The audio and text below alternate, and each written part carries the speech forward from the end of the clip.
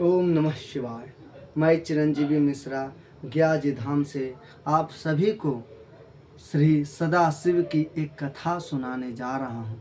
उन्हें ध्यान से सुनिएगा और उस कथा को आप अनुभव करिएगा। यकीन मानिए आप आनंदितमय हो जाएंगे। एक समय देव ऋषि नारद जी तपस्या के निमित्त हिमालय के पर्वत के तरहट्टी पर जा पहुँचे और वह हिमालय के पास में गंगा की बहती धाराओं की ध्वनि से मन को मोहने वाला वहाँ पर एक वातावरण प्रकट हो जाता है। और उस मनोहर स्थान को देख करके नारद जी प्रसन्न होकर के और तपस्या के लिए वहाँ पर बैठ जाते हैं। वहाँ नारद जी तपस्या में इस प्रकार लीन होते हैं जिस प्रकार किसी मनुष्य को मनवांछित फल की प्राप्ति हो जाती है। और नारद जी तपस्या में इतने मग्न हो गए कि कई एक वर्ष गुजर गए, लेकिन नारद जी अपने तपस्या से नहीं उठे। यह देख करके इंद्र आदि देवताओं को लगता है कि कहीं नारद जी प्रसन्न हो करके भगवान सदाशिव उन्हें आशीर्वाद के रूप में कहीं इंद्रासन न दे दे, क्योंकि देव ऋषि नारद के जैसा तपस्या कोई नहीं करता है। और देव ऋषि नारद तो एक देवता हैं, एक ज्ञानी आदमी हैं। यह अपने ज्ञान से कहीं सदाशिव को प्रसन्न करके हमारा इंद्रासन न छीन ले। इसी मन में विचार करते हुए नारद जी की तपस्या के भंग को करने के लिए इंद्र अपने मित्र कामदेव को बुलाते हैं और कामदेव वहाँ पर इंद्र के बुलाते ही प्रकट हो जाते हैं। उसके बाद कामदेव पूछते हैं कि हे इंद्रदेव, हे देवताओं के भी देवता, आपने मुझे स्मरण क्यों किया? क्या आपको कोई चिंता सता रही है? आखिर आपने मुझे बुलाया क्यों? तब इंद्र कहते हैं कि हे मित्र कामदेव, मुझे लगता है कि नारद जी कहीं अपने तपस्या से भोलेनाथ को प्रसन्न करके हमारा इंद्रासन न मांग लें, क्योंकि भोलेनाथ तो भोले हैं, अपने भक्तों की मनोकामनाओं के लिए वो कुछ भी दे देते हैं। भोलेनाथ तो भगवान इतने भोले हैं कि उन्होंने अपना घर तक देव शर्मा को दे दिया था। तो कहीं हमारा इंद्रासन भी नारद को ना दे दें, इसीलिए मैं चिंतित हूँ। हे कामदेव, क्या तुम्हारे पास कोई युक्ति है जिससे नारद की तपस्या भंग हो सके? तब कामदेव कहते हैं कि हे देव, आप चिंता ना करें, आप निश्चिंत रहें। ऐसा कोई अभी तक बना ही नहीं जिसे काम ना मोह सके और जो काम के वश में ना आ सके। आप निश्चिंत रहिए, आपने मुझे जो कार्य सौंपा है वह कार्य संपन्न करके ही मैं लौटूंगा। इस प्रकार अपने मित्र को वचन दे करके और कामदेव देव ऋषि नारद के पास पहुंच जाते हैं। और कामदेव अपने समग्र माया को बिछा देते हैं और उनकी माया से वहाँ पर जो जीव जंतु थे उनमें समागम होने लगती है। वहाँ पर जो सूखे पेड़ थे उनमें हरियाली आ जाती हैं। लेकिन नारद जी का मन टस से मस भी नहीं हुआ। यह देखकर कामदेव बड़ा आश्चर्य होते हैं कि मेरे माया से जब भगवान शिव की मन डगमगा गया तब ये नारद क्या चीज़ है। लेकिन इतने प्रयत्न करने के बावजूद भी जब नारद जी अपने तपस्या से ना उठे तो कामदेव निराश होकर के इंद्र के पास जाते हैं और कहते हैं कि हे मित्र, मुझे आप क्षमा कर दो, मैंने अपना सारा शक्ति लगा दिया, लेकिन नारद जी का मन टस से मस भी नहीं हुआ। और यह कर करके उनको प्रणाम करके कामदेव अपने लोक को चले जाते हैं।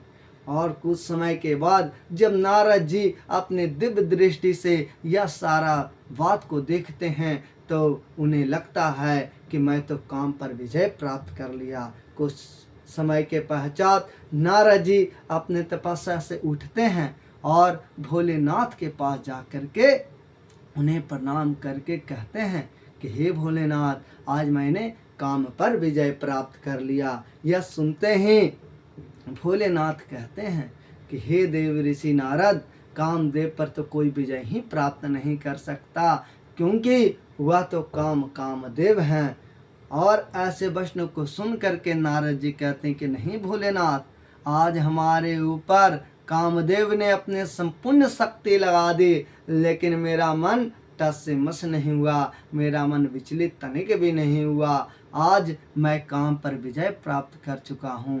भगवान भोलेनाथ के लाख समझाने पर भी नारद नहीं समझते हैं। तब भोलेनाथ कहते हैं कि हे नारद, आपने तो यह बात मुझसे कहा, लेकिन यह बात अपने पिता ब्रह्मदेव से मत कहिएगा, क्योंकि हो सके उन्हें यह बात बुरा लग जाए। यह सुन करके नारद जी को लगता है कि भोलेनाथ को मेरी शक्ति से ज़्यादा प्रसन्नता प्राप्त नहीं हुई। और नारद जी उन्हें प्रणाम करके और अपने पिता ब्रह्मदेव के पास जाते हैं। आप ब्रह्मदेव के पास भी जा करके यही सारा बात बोलते हैं और कहते हैं, हे पिताश्री, संपूर्ण जगत में काम पर कोई भी विजय प्राप्त नहीं कर सकता, लेकिन आपका पुत्र नारद ने यह काम कर दिखाया है। और उनको समझाने पर भी नारद ना समझते हैं। बार बार ब्रह्मदेव कहते हैं कि हे पुत्र, ऐसा कभी हो ही नहीं सकता कि कामदेव पर कोई विजय प्राप्त कर सके। और उन्हें और कुछ बात बताने ही वाले थे कि नारद जी को लगता है कि हमारे पिता को भी हमारी शक्तियों से प्रसन्नता प्राप्त नहीं हुई, हमारे खुशियों में वो खुश नहीं हैं। तब उन्हें लगता है कि भोलेनाथ और मेरे पिताजी प्रसन्न नहीं हुए, लेकिन हमारे प्रभु नारायण तो हमारे इस उपलब्धि को सुन करके बहुत प्रसन्न होंगे। यह सुन करके नारद जी विष्णु भगवान के लोक को चले जाते हैं। और विष्णु भगवान आराम से बैठे हुए थे शेषनाग की सैया पर, और वह अपने ध्यान में लगे हुए थे। नारद के सारे बातों को वो सुन रहे थे और वो चुपचाप से अपनी निद्रा में पड़े हुए थे। जब नारद जी वहाँ पर नारायण नारायण करते हुए आते हैं तो भगवान विष्णु उठते हैं और नारद जी को सादर आमंत्रित करते हैं और कहते हैं, हे नारद, अहो भाग्य कि आप हमारे घर पर पधारे हैं, आप हमारे क्षेत्र पे पधारे हैं, बताइए आपने इतना कष्ट क्यों किया। तब नारद जी कहते हैं कि हे विष्णु भगवान, मैंने आज कामदेव पर विजय प्राप्त कर लिया। इतना सुनते ही भगवान विष्णु कहते हैं कि हे नारद, आप तो देव ऋषि हैं, आपके जैसा तो इस संसार में तपस्वी ही नहीं है। आप तो सदैव भगवान के ध्यान में मग्न रहते हैं, आपके जैसा भक्त और हो भी कहाँ सकता है। आप तो काम क्या, आप संपूर्ण सृष्टि पर विजय प्राप्त कर सकते हैं। यह सुन करके नारद जी के मन में तसल्ली होती है कि चलो, भगवान विष्णु ने तो हमारा आदर किया, हमारे वचनों को सुना और वह मेरे इस उपलब्धि से बहुत प्रसन्न है। और उसके बाद विष्णु भगवान कहते हैं कि हे नारद, आप जैसा तो ऋषि शायद ही इस जगत में कोई होगा। और ऐसे वचनों को सुन करके वह इतने खुश हो जाते हैं नारद जी कि भगवान विष्णु को प्रणाम करके वह नारायण नारायण जपते हुए अंतर ध्यान हो जाते हैं। यह देख करके विष्णु भगवान को लगता है कि नारद के अहंकार को तो तोड़ना ही पड़ेगा। और यह जब भगवान की माया है, भगवान सदाशिव ही नहीं चाहते हैं कि नारद को यह बात पता चले कि उनकी तपस्या जो जहाँ पर बैठ करके कर रहे थे वह स्थान की यह महिमा है, नारद की महिमा नहीं है। लेकिन भगवान सदाशिव की इच्छा को समझ करके विष्णु भगवान ने उन्हें सच्चाई नहीं बताया। लेकिन भगवान विष्णु को लगता है कि यह मेरा परम भक्त है, आखिर इसका कल्याण तो करना बनता है, आखिर इनके अहंकार को तो तोड़ना बनता है। यह जो अपने आँख पर अहंकार की पट्टी लगा करके बैठे हैं कि कामदेव पर उन्होंने विजय प्राप्त कर लिया, उन्हें तो बताना पड़ेगा कि कामदेव पर विजय प्राप्त कोई नहीं कर सकता। और भगवान विष्णु एक माया रचते हैं और उस माया में एक बहुत सुंदर सा पुरी आते हैं, यानी कि एक नगर बस जाता है। और जब नारद जी उस नगर से गुजर ही रहे थे कि वहाँ पर के ऐसे वातावरण को देखे कि उनका मन रह ना सका। और जब वहाँ पर जाते हैं तो वहाँ पता चलता है क्या स्वयंवर होने वाली है, और जो स्वयंवर में कन्या को प्रसन्न आएगा उसे कन्या के साथ साथ राजपाट दिया जाएगा। तब नारद जी को लगता है कि हमसे सुंदर कौन हो सकता है, मैंने तो काम पर विजय प्राप्त कर लिया, हमसे बड़ा योग और कौन हो सकता है इस दुल्हन के लिए।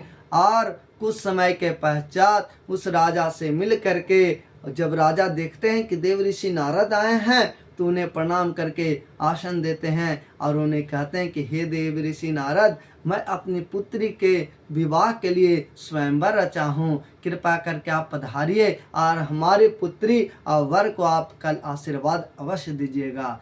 तब नारद जी यह सुन करके कहते हैं कि ठीक है, मैं कल अवश्य आऊँगा। और वह नारायण नारायण कहते हुए अंतर ध्यान हो गए। कुछ समय के पश्चात उन्हें लगता है कि मुझसे अच्छा वर तो कोई हो ही नहीं सकता, क्यों ना मैं भगवान विष्णु के पास जा करके उनका एक रूप मांग लूं, ताकि उनके रूप को देख करके वह जो कन्या है, राजकन्या, वह मुझे ही अपना वर मांग ले। और भगवान विष्णु क्या ध्यान में नारद जी लग जाते हैं। जैसे ही भगवान विष्णु का ध्यान में नारद जी लगते हैं और उन्हें पुकारते हैं, तो नारद जी के वचनों को सुन करके विष्णु भगवान तुरंत प्रकट हो जाते हैं। और विष्णु भगवान के प्रकट होने पर विष्णु भगवान कहते हैं, हे नारद, आपने मुझे क्यों स्मरण किया, आपको क्या चाहिए। तब ऐसे वैष्णव को सुन करके नारद जी कहते हैं कि हे प्रभु, मैं आपका एक सुंदर सा रूप चाहता हूँ, ताकि मेरा भी विवाह हो सके। तब विष्णु भगवान कहते हैं कि तथास्तु, आपने जो वर मांगा है आपको अवश्य प्राप्त होगा। और या इतना कह करके वह अंतर ध्यान होकर के वैकुंठ लोक को चले जाते हैं। और नारद जी भगवान के इस रूप को पा करके इतना प्रसन्न हो जाते हैं कि उन्हें होश भी नहीं रहता। और वह सवेरे प्रातः काल उठ करके उस राजा के सभा में जा करके बैठ जाते हैं जहाँ स्वयंवर होने वाला था। और जहाँ पर स्वयंवर होने वाली थी वहाँ पर लाइन से आसन लगा हुआ था। अब नारद जी उस स्थान पर पहुँचते हैं जहाँ से कन्या गुजरने वाली थी। नारद जी ने सोचा कि सबसे पहले मुझे देखेगी तो मेरे गला में ही वरमाला डालेगी, और मैं यदि पीछे रह गया और आगे किसी और को वह पसंद कर ली तब तो मैं ऐसे ही रह जाऊंगा। तब नारद जी सबसे आगे वाली कुर्सी पर जाकर के बैठ जाते हैं। उधर से स्वयंवर के लिए जब कन्या हाथ में वरमाला लिए हुए आती हैं, सुनिएगा, जब वहाँ पर कन्या हाथ में वरमाला लिए हुए आती हैं और नारद को देखती हैं तो देख करके आगे बढ़ जाती हैं। यह देखकर नारद जी को बड़ा विस्मय होता है, बड़ा आश्चर्यचकित होते हैं कि यह कन्या मुझे लगता है नहीं देखी है, क्योंकि मुझे देखने के बाद तो ये मेरे गला में वरमाला अवश्य डालती, क्योंकि भगवान विष्णु के रूप को जो देख ले वह किसी और को देखना ही नहीं चाहती है। तो मेरे आखिर इस रूप को देखकर उसने मेरे गला में वरमाला क्यों नहीं डाला। और यह सोच करके उन्हें लगता है कि यह कन्या लगती है मुझे ध्यानपूर्वक नहीं देखी। जहाँ पर वह कन्या खड़ी थी उसके 2 कुर्सी के बाद वह जा कर के बैठ जाते हैं। यह सारे लोग देखकर आश्चर्य करते हैं कि नारद जी आखिर इस प्रकार से ऐसा क्यों कर रहे हैं, क्योंकि सारे लोग उनके रूप को तो पहचान ही रहे थे, उन्हें देख ही रहे थे। नारद ही थे जो उन्हें लग रहा था वह विष्णु भगवान के रूप को प्राप्त कर करके, और उन्हें उनके समान और कोई भी इस सभा में बैठा ही नहीं है। और वह बार बार अपने स्थान को बदल रहे थे। और जब यह देखते हैं सभा के लोग और कन्या जब यह देखती है कि नारद जी बार बार इधर से उधर जा रहे हैं, तो सारे लोग मिल करके एक जल से भरा पात्र लाते हैं और नारद जी के समक्ष में रख देते हैं। जब नारद जी उस पात्र में अपने चेहरे को देखते हैं, यह देख करके उन्हें इतना गुस्सा आता है कि कुछ कह नहीं सकते। नारद जी यह देखते हैं कि हमारा मुंह वारा की तरह है, यह देख करके एकदम अत्यंत क्रोधित हो करके नारद जी उसी क्षण क्रोधित हो जाते हैं। और उनके क्रोध को देखते हुए विष्णु भगवान उस स्वयंवर में आते हैं। और वह स्वयंवर में जैसे ही खड़ा होते हैं, वह राजकन्या जो माता लक्ष्मी एक कन्या के रूप में वहाँ पर आई थी उस सभा में, वह भगवान विष्णु के गले में वरमाला डालती है। और भगवान विष्णु उस कन्या को लेकर के स्वर्ग लोक को चले जाते हैं, वैकुंठ लोक को चले जाते हैं। यह देख करके नारद जी क्रोधित हो जाते हैं और नारद जी बैकुंठ लोक जा करके भगवान विष्णु को श्राप देते हैं कि हे भगवान विष्णु, जिस प्रकार मैं अपनी पत्नी के वियोग में जी रहा हूँ उसी प्रकार आप भी अपनी पत्नी के वियोग में जिएगा। इस प्रकार के श्राप को दे करके नारद जी जा रहे थे कि उसी समय विष्णु भगवान कहते हैं कि हे नारद, आपने तो जन्म लिया है कि संसार के कल्याण कर सके। आप तो ऋषि हैं, आप तो वनवासी हैं और आप तो भगवान सदाशिव के ध्यान में रहने वाले और हमारे ध्यान को करने वाले हैं। और आप तो इस मोह माया से दूर थे, आपको तो माया जकड़ ही नहीं सकती थी, आपको तो कामदेव जकड़ ही नहीं सकते थे।